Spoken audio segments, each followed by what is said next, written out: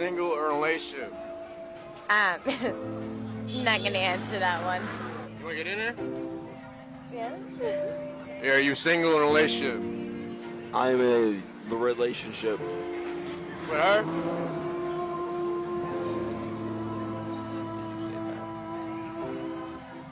No, we're not. What the hell is the world coming to? Y'all aren't together? What? That's what she said. Y'all aren't? Okay, anyways, let's keep him out.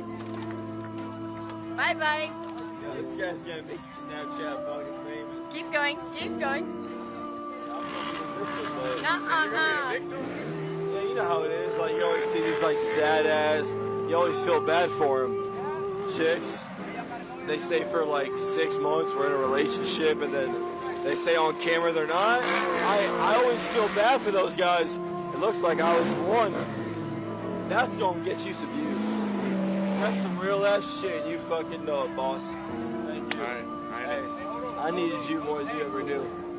I don't know if it was fake. I don't know if it was real, but let's just say it was real. You know, because stuff like this happen all the time. There's always going to be red flags to know you're dealing with a trash person.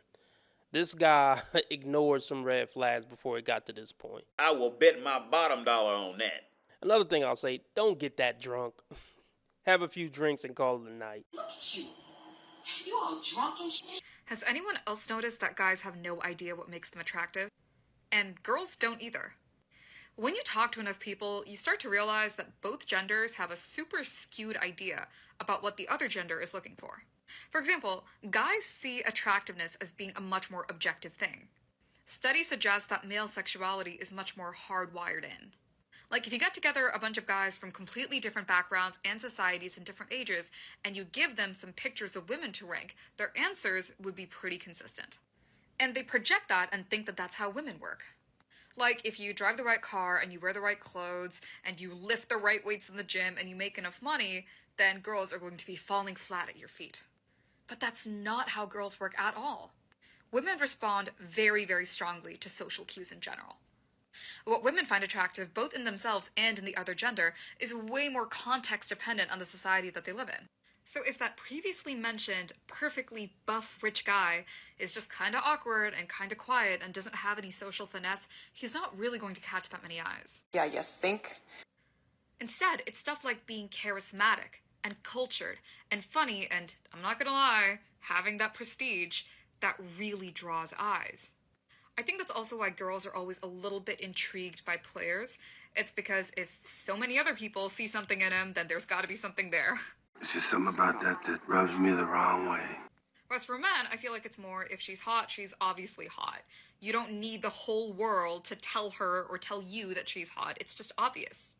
So there's literally no upside to women chasing that kind of social proof. Does this mean you have to tailor your personality to be what the other gender likes? No. But I think having better theory of mind is always a good thing. Okay. Got it. I'll never think about that again. AKA, men have to be damn near perfect, but women just have to be hot. That's the message that I got from this.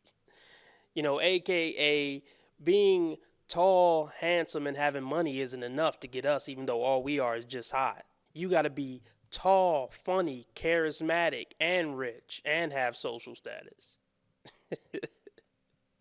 Even though all we did was be born. But that, you know, deems us worthy of that Superman she just described.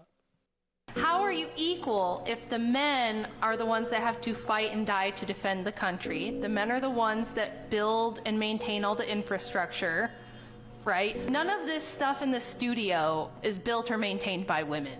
Do you know that 90% of infrastructure jobs are still held by men? Mm-hmm. And that if you look at the top 20 jobs held by women now, in 2024 versus 1924 are almost the exact same. So women have had 100 years to do whatever they want, and they still do the same 20 jobs they did 100 years ago, other than We switched out farm labor for HR work. But other than that, we're secretaries, nurses, daycare ladies, early childhood education, administrative assistants, retail workers, all the same shit that we were a century ago. So if the men are the ones tasked with every time there's a natural disaster, they have to go out and rescue people from the fires and the floodwaters, and every time there's a war, the men have to go and fight it and defend the country, and anytime there's a criminal who needs to be violently arrested, it's going to be a man who goes and does that, not a woman. Where does the equality come in? If we're doing the fluffy jobs, we're all singers, we got a lot of singers and musicians, which is cool, it's great, I love music too. But y'all ain't rescuing people and doing the heavy lifting or the dirty or the dangerous jobs. Like, who collects the trash? Men. Who does all the steel working and oil rig work? Look, they look pretty depressed when they pan around the room, but these women don't give a damn about none of this. You know, they don't care about logical arguments. They really don't. They just care about looking cute and coming up with some stupid catchphrase about being equal or about how they're being oppressed. It's all nonsense. Feminism doesn't stand up on its own as a concept when it's scrutinized by somebody with half a brain cell. It's just that simple. How dare you?